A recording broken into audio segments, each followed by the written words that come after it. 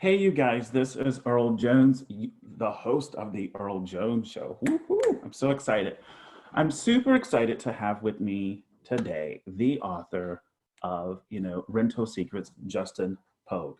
Now, I had him on the show a while back, what was that, a year ago? No, Yeah, about a year ago. about a year ago.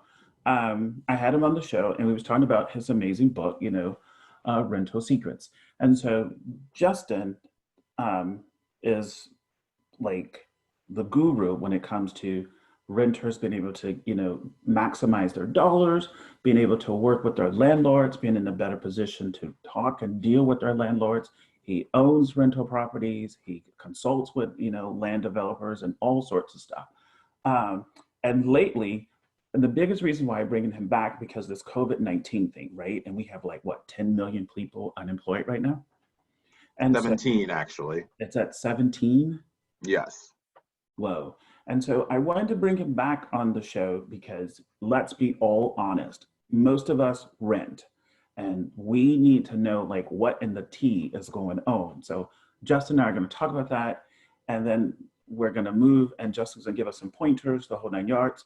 So take notes. Also, Justin has been featured on numerous podcasts lately and we're going to put links to those podcasts for people to go and listen to and see what else you can learn and as you navigate the space because let's be honest, these are crazy times. Justin, thank you. How Yes, are you? Earl. Yes, Earl. Thanks for having me. I am about as good as I can be given our current situation. Yeah, so first 2 weeks of this thing, 10 million people filed for unemployment. Third week, another 6.5 million applied. So we're up to about 17 million people who have applied and are now receiving unemployment assistance. And that's with the phone lines being busy and the websites crashing and all of that. So What? yes, it is crazy. Yeah, a lot of the unemployment websites have been crashing just because of the amount of people trying to get on Right. um, to file for unemployment, and a lot of the unemployment offices across the country, they didn't have the staff to take Mhm. all the phone calls Right. that were coming. So this is just some of the ripple effects that are occurring out of the economic aftermath of the COVID-19 lockdown shutdown situation. Um, and of course, a lot of people are, okay, I've lost my job, I'm applying for unemployment. Now rent is due on April 1st. Right. What do I do with that? And there have been, and now we're at the 9th. So some of that has started to play out, and there are some interesting statistics that are starting to come out of, and so people are seeing what's going on. So some of those statistics are Like what? 75% of people did pay their rent April 1st through the 5th and got it handled.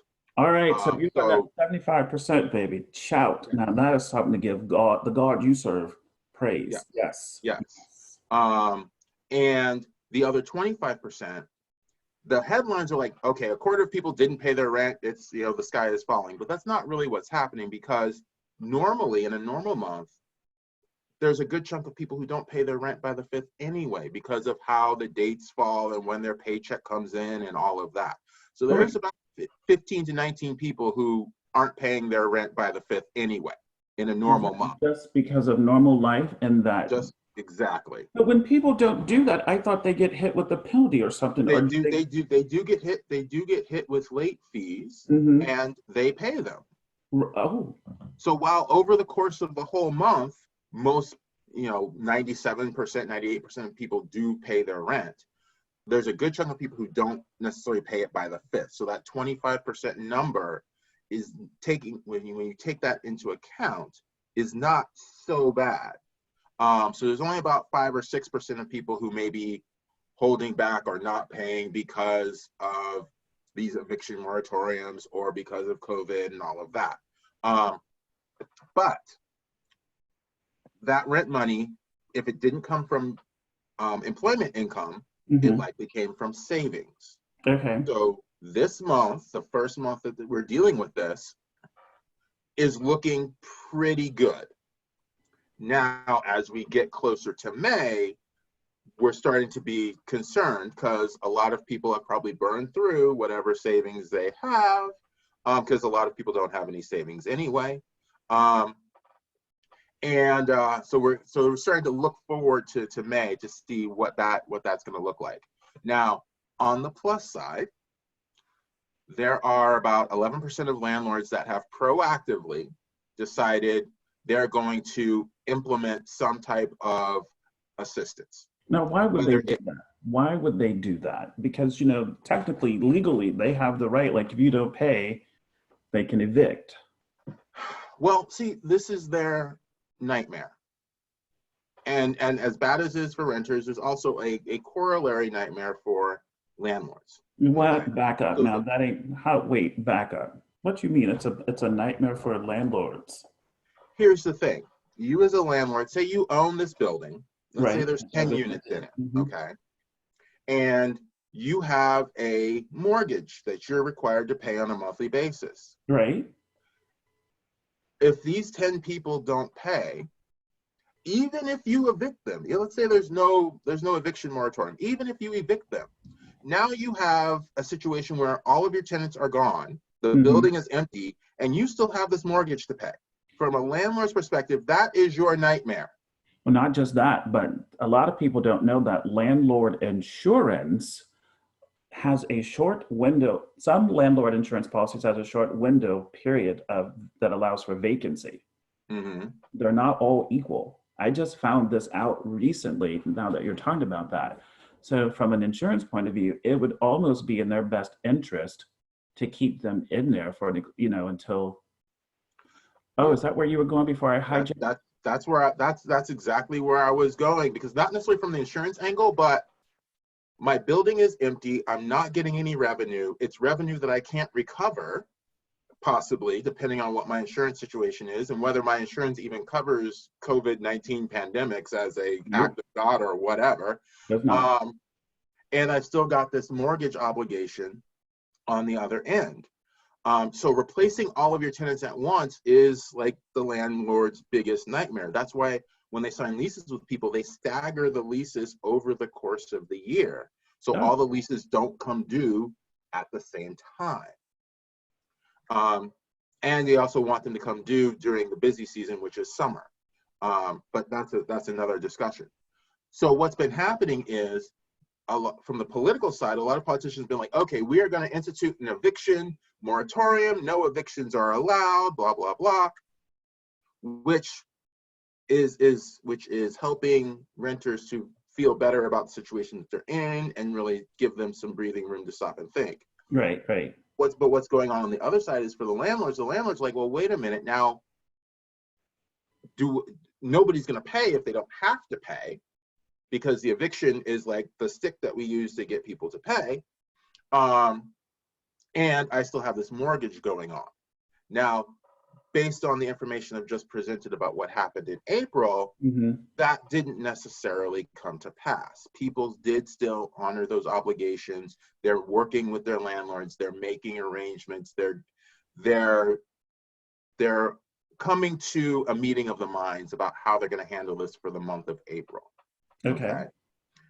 Now, in terms of mortgages, the discussion has been a lot slower as far as what lenders are going to do for those people who are holding mortgages on rental property. Those discussions are more individual and are taking place at a much slower pace. Yes. So that's why a lot of landlords are feeling really concerned and frustrated about the situation. And let's face it, a lot of the speed at which the politicians responded is really based on the fact that it's an election year. Let's be honest. They're looking for votes. You give them a little bit too much credit, because if you want my honest opinion, they have been slower than the tortoise and the hare race. Like, they have been slower than both animals, the turtle and because I'm like, there's no way that you can tell me like nobody saw this coming, right? Like, I'm just gonna put it out there. You see it coming. I mean, they do see it coming, but it's like when you drop a pebble in a pond, all these things ripple out. Correct. So the ripple effects are what we're dealing with now. And knowing how all of those things, how those ripple effects are going to affect different people in different industries and different geographies, that's where the difficulty and the wrinkle comes in. Like one of the ripple effects is kids are now being homeschooled. Right. Their parents have no training in education, don't know how any of that, but now these kids are being homeschooled, and I have to navigate that. I have to navigate these 5, 6, 7, 8, 9-year-olds while I'm trying to, if I'm lucky, work from home. And how do I make all of that work? There wasn't any assistance that came from the school districts or the government or any of that to guide people through that process. See, this is, I thank God that I'm a single gay black male because I ain't got no children's. But if I had my nieces and nephews here, I'd be looking at them going, honey, I don't know nothing about no Al Jarreau. I don't know nothing about no Al Jarreau. Like my days of trying to remember A plus 2 squared plus B, equals D plus 2. Like them days are over. Yeah.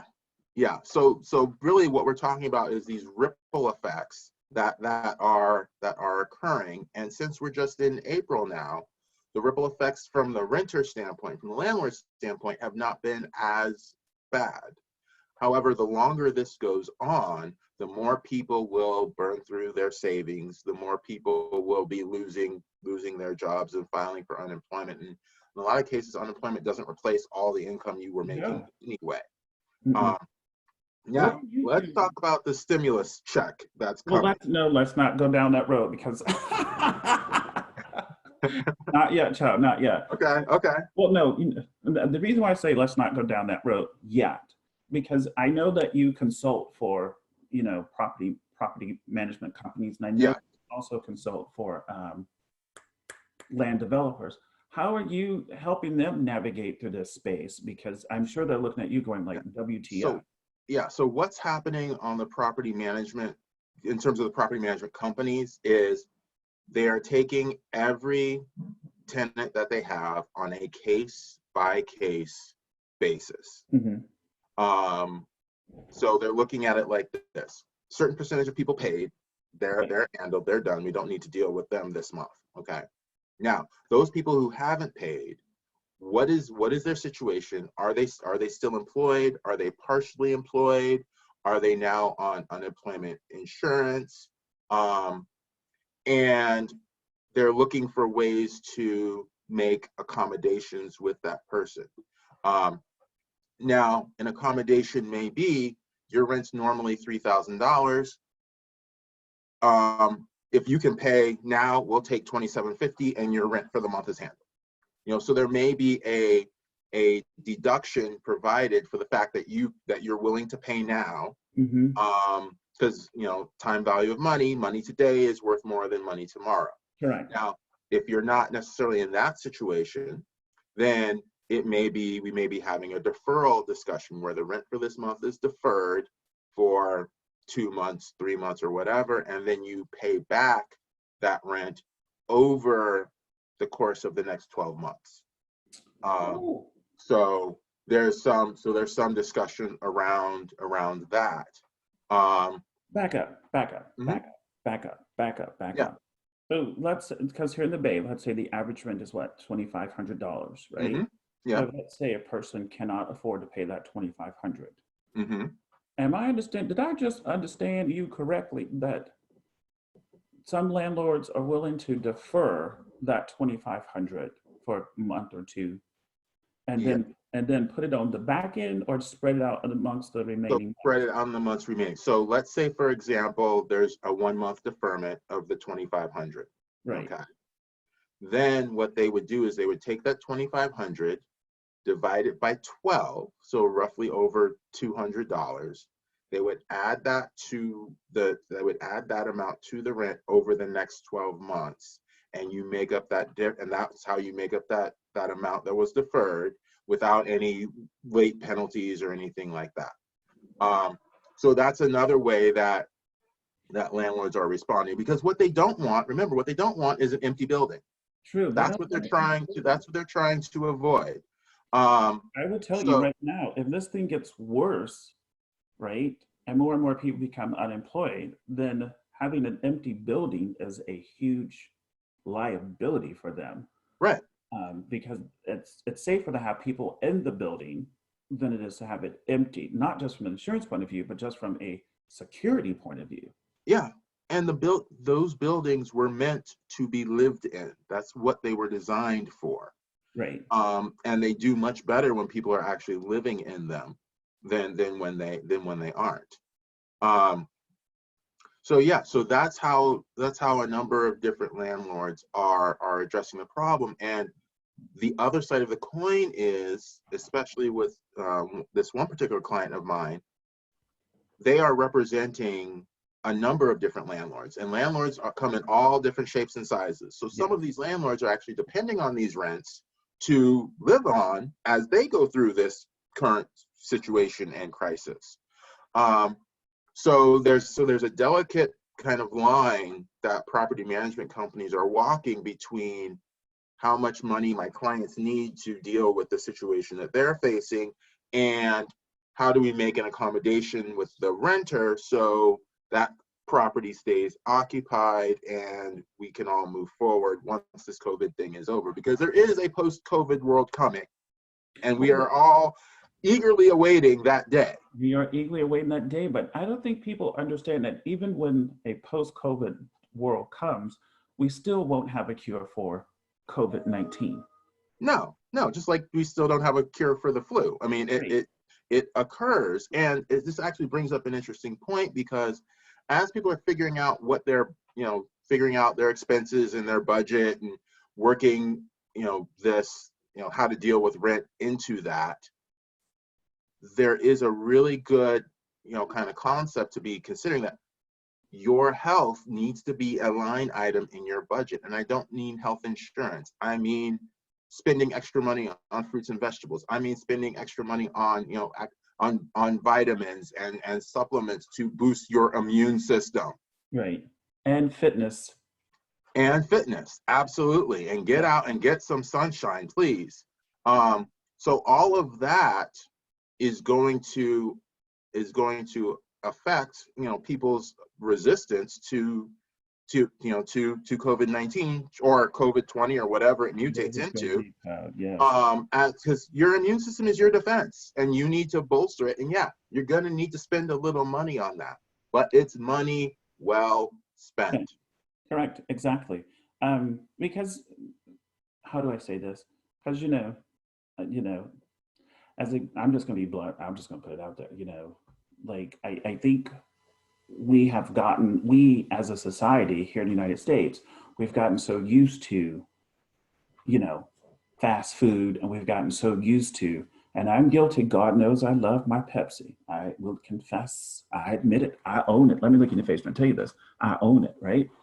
But at the same time, it's like, we are now living in an age where international travel is more and more and more common. I mean, there was just a girl eating a damn turtle. Now, I don't know who page I was on, but I reported that because I want that stuff blocked, because we should not be supporting people who are eating animals that we normally do not eat. Number one. And it looked like the turtle was raw. So she'll be the next one, COVID, 52, right? I'm serious. Because it honestly makes no sense that we've gotten to the point now where people are trying to do these crazy things just to get views on social media so that they can get income created from the videos that are sold. Right. At some point in time, Facebook, Twitter, Instagram, all these people have got to start saying enough is enough. And I think it's the eating of crazy foods that, isn't it true that I heard somebody say that COVID-19 is the result of eating undercooked bats? Like, how do you cook a bat? I wouldn't know how to cook a bat. But I would say is that all of these, look, there's like 9 billion people on the planet. So your ability to control what each of those 9 billion people is doing and eating and whatever they're exposing themselves to, you don't have any control over that. No, we don't. But we don't have to look at Facebook. What you do have control over is what you consume, what you eat, bolstering your immune system so it can fight off whatever it is that's out there as best you can. Yeah. And that's where, that's where I think people should be focusing their attention more on the actionable items that they can do. And it's interesting because this concept of like social capital, the resources you can plug into because of who you know, and the relationships that you've built, is becoming really important. I mean, that's part of the reason why we're having this podcast discussion, and sharing this information, because we have that relationship. Right. And that's why your audience is listening, because they've developed that relationship. So they're going to get information that other people aren't going to get because they don't have the relationship. No, I'm grateful that I have you in my life. You have been, because you're awesome and you're just amazing. Yeah, and you're great as well. I mean, it's sharing that information so people can best respond to the situation that they're in. True. And that's really where it's at, and that's what we're trying to do. Yes, but I do want to go back to this $1,200 stimulus check. Oh yes, because I So wanted to so like talk about like the landlord situation and what you were doing to try to, because you that's who you work with, right? yeah. Are So they I actually work with both sides. I work with both sides, landlords and renters. You work with landlords But and let's talk about this $1,200 stimulus check. are So landlords counting on people to get that and to help pay their rent? that is going to be that's definitely going to be part of the funds that people use to address the rent question in May. So let's put this $1,200 into perspective. Okay, go ahead. So $1,200 is roughly equivalent to the average cost of a 2-bedroom apartment. And what state? Nationwide. That's the national average, is $1,200. Now, Look at my face. you have some geographies that are more expensive, and you have some geographies that are less expensive. And this is the problem that you have when you have national solutions that get implemented. So some people who are living in rural areas in the Southeast, Midwest, their rent may be $600-700 a month, so they can get 2 months of rent payments out of that.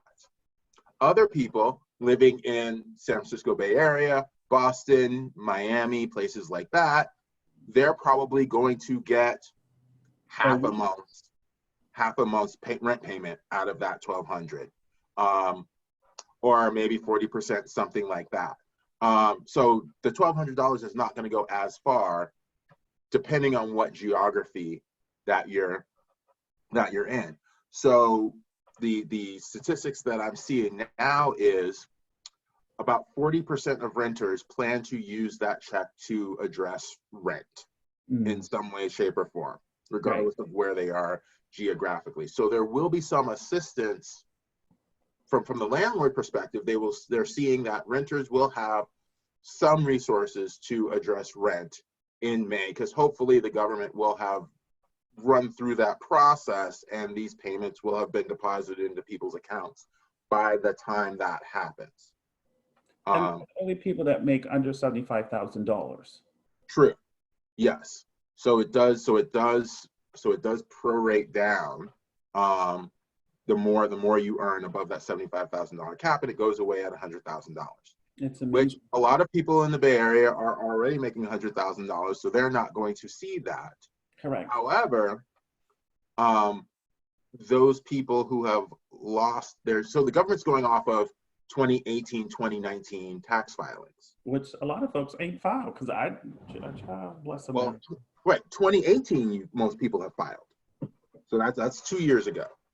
So 2018, that's how the government is deciding who to send checks to. So if your income is lower in 2019 than 2018, you may want to file that stuff so you can qualify for some of the benefits that are coming. Yeah. Of the doubt. Yeah. So I mean, it's so yes, $1,200, depending on where you are, may not be a lot of money, but it is something to work with. That's enough to go buy a Pepsi. Yeah. Yeah.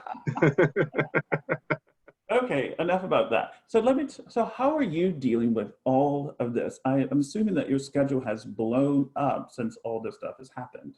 Yes, so I've been in conversations with a lot of realtors, insurance agents, anybody who's basically connected to their clients in any type of financial way, because they're trying to figure out how do we address this. So a number of them have, in fact, before I got on this call with you, I was on another call with realtors, with two realtors, and they have a podcast, and we're doing that. So right now I've got about 8 different podcasts scheduled to do this month, and that's just so far, and it's only the 9th. Wow. So there's a lot of interest in how renters should be responding to this, how landlords should be responding to this, and really this is a time when the relationship between renters and landlords is going to be stressed. Right. And knowing how to navigate that relationship is going to be key. Those people who put the work in beforehand to have positive relationships with their landlords and tenants are going to be in a much better situation going forward than those who didn't, who have to now build and establish that. So those are the conversations that I'm having with a lot of people about, what can we expect going forward. And this data that I'm getting just recently about April, how rent payments in April went, is really a good first step to giving people an eye into what's going on. So yeah, it's getting pretty busy. It's getting hot. Yes. So now tell me, like, let's systematically go down, like, what should renters do? Or so that way when Okay. people get through watching this video, they have action items they can actually take. Okay, absolutely. So first step, has your income been impacted by COVID-19? Or is your income stable because you're able to work from home for your employer? Okay. So let's walk down. Your income is stable. Your income is stable. So you are able to pay rent, but you still have this uncertainty because just because your job was in place in April does not mean it's going to be in place in May and June. So but you're in a position to have this conversation with your landlord about, I am able to pay now. Can we make some kind of accommodation because I do have some uncertainty about going forward? My rent's $3,000. I'd like to pay $2,750 and have my rent for this month handled, and then we can move on and see what we're going to do in May. So that gives you an opportunity to A, still get money into your landlord's hands, B, handle your obligation for April, and C, be able to set aside a little bit of money going forward, because we all don't know what's going to be happening or how long we're going to be in this lockdown situation. Okay. So that's if your income hasn't been impacted. If your income has been impacted, absolutely get on the internet, make that phone call, get the unemployment insurance. Right. And for a number of reasons. One is there's additional unemployment insurance that was provided through that stimulus package, beyond what normally would be available, number one. Number two, they will likely have you come to an unemployment orientation class. Now, in that class, they will also present you with other community resources that might be available for you to work through your situation. Help you look for another job, food bank resources, that kind of thing that you can plug into that you may not know about yet. So that class is really important, not just to get the unemployment benefits, but to get plugged into the network of resources that might be going on in the community that you are in. Okay. Then after you've done that, and I know the websites are crashing and the phone lines are busy, but keep calling. Don't stop, keep calling. And then after that, then have a conversation with your landlord about what is going on and what resources you expect to have from unemployment, from the $1,200, and have that conversation. And this is what I might be able to pay. And it might, instead of the full 3,000, we're using California numbers, but instead of the full 3,000, it might be $1,000, it might be 500. It's something. Right. So it's like, I still recognize the obligation. I can't do anywhere near the full amount, but I can do something that will go on my account, and have that conversation, because that way you can likely avoid having late fees and penalties and that kind of stuff put on your account. You may be able to arrange this deferment option that we mentioned previously, because the landlord's nightmare is that everybody moves out. And in this kind of situation, it clearly could happen. And they really want to avoid that, because they know the quality of the residents that they have. Yes. Known quantity, that's what they know. Okay, and we're in a period of extreme uncertainty. Right. So I want to hold on to anything that I know. Right. Period of uncertainty, and that is the residents that I already have. So they do want to keep you in their property, but absolutely have that conversation with the landlord, and let them know what your situation is and what you're dealing with. But what if the landlord isn't, how do I say this, cooperative? Aggressive or cooperative? Yeah. Well, what's going on in that situation? The other side of that is there, in many cities and counties and states, there are eviction moratoriums going on. So they really can't evict you. And in some cases, even if they did, if there's no moratorium, the courts aren't really meeting. Like that whole process isn't necessarily happening. Mm-hmm. So their ability to even enforce that, if there's no legal moratorium, is limited. So their best option is to work with you. And as a renter, I would make that point. Like, court is not meeting as normal. Like, it was going to be 3 weeks before that eviction hearing anyway, normally. Right. It may be 3 months at this point, depending on it. Yeah, you don't know. So the best thing you can do is to work with me to work together as best we can. Correct. And really make that point to the landlord if they're not being cooperative, or they're not being forward thinking about this. And honestly, the relationship between landlords and tenants was always strained even before this happened. So a lot of property management companies and a lot of landlords are looking at this as an opportunity to really enhance that relationship, to help their renters in a period of time when they're down. Now, help does not necessarily mean forgiving the rent. Correct. Help, but it means thinking about the situation proactively and offering deferment assistance or maybe some discounts as people deal with this. And those who actually develop positive or better relationships with their tenants are going to be in a much better position coming out of this than those who don't. So because from just being an insurance agent, right? Mm-hmm. I'm just thinking, when you just said that those landlords that are working with their tenants will be in a better situation. Again, it goes back to most landlords don't even know if the extent of their vacancy period on their property insurance. And a lot of landlords still have traditional homeowners insurance instead of having landlord insurance, which is the wrong type of insurance to have on a rental property anyway.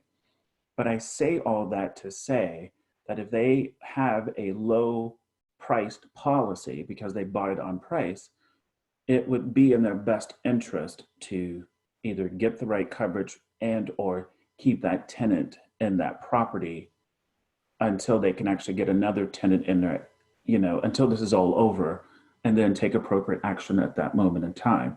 But I'm also thinking about just tenants, period. I'm just thinking, during this time period, we know people get crazy and crazy things happen. So if they don't have renter's insurance and a fire just happens to break out, mm-hmm. If they don't have renter's insurance, they're just SOL, literally, because they're up a creek without a paddle, because landlords are not required by any law in any state to compensate tenants, for destruction of their property Right. outside Right. of, Yeah. yeah, period. So my recommendation to tenants, if you can afford it, if you can swing it, get you a little extra peace of mind and get yourself some renter's insurance. Use that also as a leverage to show the landlord, I guess. Like, will that help the landlord make them feel a little bit more comfortable going, oh my God, this guy is serious? Or will they be like, Hmm. put that money towards rent? Most landlords already require renters to have renters My insurance. landlord does not require renter's insurance, which I think is really Oh, crazy considering the fact that we are in the heart of Mountain View, California. yeah, and here's the thing. So the landlord's insurance policy, whatever it is, does not cover the renter stuff, any of it. None Your of stuff it. is not their responsibility at all. Correct. Um, so, and having a renter's insurance policy will help cover things like A if break-in, you, a fire. yeah, yeah, or a flood. You have a two-story building, somebody leaves the tub running and it overflows into the bit. Like all of those issues that occurred. Well, I'll put it like this: all the problems and issues and situations that occurred before COVID-19, Are they're still, still going on, yes. and there may actually be more of them because people are home all the time. So we don't want to forget about those issues. Yeah, they've been pushed onto the back burner, relatively speaking, but they are still there and they still exist. Right. So it is important to have renters insurance. It's not expensive by any means. It may No. be like $8, $9, $10 a month. I mean, it's Depending on what state and county depending you're on what in. state and what kind of coverage you get. But in terms of like a basic renters insurance policy, Basic rental it can policy is about, well, as I know in San Francisco, renter's insurance can be like $25 a month because of the crime of that area. like depending on which zip code you're in and that kind Depending on of which thing. zip code that you are in San Francisco, it can be 25. I've seen it as high as $35 a month. Mm, And that mm, was for basic coverage. okay. Yes. Okay. Yeah. But they So still got it because it's better than having nothing. And as we get more and more people becoming unemployed, let's just be honest, crime goes up. mhm. Yeah. So, yes, Yeah, and the ability of the average person to replace whatever they potentially lose is going down. correct. It's going down. Yeah. So, my encouragement to people doing this, is find a way to like keep your, not because I'm an insurance agent, I don't care who they have insurance with, but now more than ever with almost 17 million people unemployed, Hmm. this stuff is getting extra cray cray. Yeah. And it points to the issue of, the current situation being on the front burner and taking up all the mental bandwidth. Right. And then these other issues people aren't putting any thought into at all. No. And that's a really dangerous position. It's a really dangerous situation to put yourself in. Um, so, definitely advise people, like, use your common sense, think through all of the situations that you're presented with, and seek out the advice of experts that and trust, and get information from podcasts and all of this, because the news is not helping you deal with these different issues. The So news is preach. Now you now presenting shooting at the it. fear and the drama. Yes. And I'm not saying don't stay up with what's going on currently, but in order to actually address the issues that individuals are going to be facing as we go through this situation, seeking out experts who are doing podcasts and webinars and getting information out there to you, is likely going to be your best source of this type of information. Yes. Perfect. All right. So I just want to recap because we talked about a lot of stuff. So Yeah. number one, if you are a renter out there, right? I don't care if you are in California, Montana, all the way down to New Orleans and all the way up to Delaware. I don't care where you're at in Texas and everything in between. If your income is impacted by the COVID-19 and you cannot pay your rent, or you're thinking about you can't pay your rent, pick up the phone, call your landlord, get in communication with them ASAP. If you are fortunate enough to still work from home and you're concerned about your rent, as Justin said, pick up the phone, call your landlord, get in communication and work out something. I think the message that you want to leave people with, Justin, is that do not sit at home watching Netflix thinking that your landlord is just going to come up with some magic bullet for you. Yes, no, absolutely. Absolutely. All of And this is done on a case by case basis. it's case by case. But also inside of your book, real quick, because he did write a book. Mhm. It's pretty good too, actually. Inside of Rental Secrets, you actually not directly go over this in regards to COVID-19, but you do talk about in the book how people can become the landlord's, well, not advocate. What word did you, I'm trying to think of the word that you used. So renters and landlords are two sides of the same coin, and they actually can work together and in a way that's mutually beneficial. Right. So when you think of the landlord as your enemy, you are really closing off opportunities for you to save money and for you to help the landlord manage their property in a better way. Got it. So we'll put a link below for where you can get the book because it's currently on Amazon. I know that you're currently right now working to create an audio version of it, right? That audio version actually dropped on April 1st. That's what I'm talking about. Yeah. Yes, yes. I'm super excited. Yeah. Because and I tell you the reason why I'm excited, you guys, is because, people are still making magic happen in the face of no agreement with this coronavirus. So I'm super, super stoked. All right. And then I'm just trying to think, Justin, is there anything else that you want to tell people? Because I know that you have another interview coming up here shortly. And I know that this was very spontaneous, so we greatly appreciate you dropping in Mhm. on the Earl Jones Show.